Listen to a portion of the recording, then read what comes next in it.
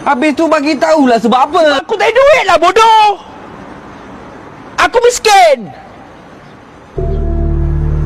Man, tak semua perempuan kat luar sana nakkan duit kau, Man. Memanglah aku tak pernah cakap pun nak duit aku.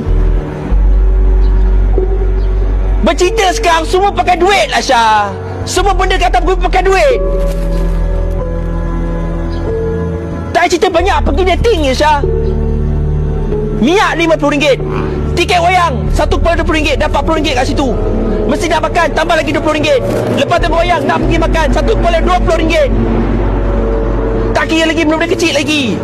Tak cerita banyak, sekali dating 1,5. Dibuatnya 1 bulan tu nak jumpa 4 kali, dah 500,500 dekat situ. Kira busuk-busuk je Syah. Mana aku nak jadi 500,500? Gaji kau berapa je Syah?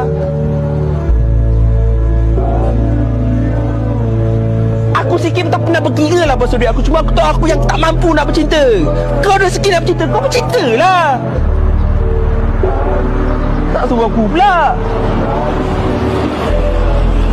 Memang dia akan cakap, dia takkan minta semua duit aku. Tapi aku as lelaki ada common sense lah.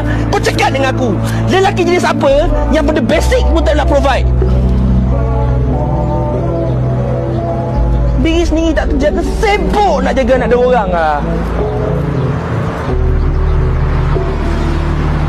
Aku sendiri pun hujung bulan cukup makan, itu pun putus makanan. Aku sedar aku tak mampu, so tak payahlah. Apa nak terhegi-hegi nak bercinta gak?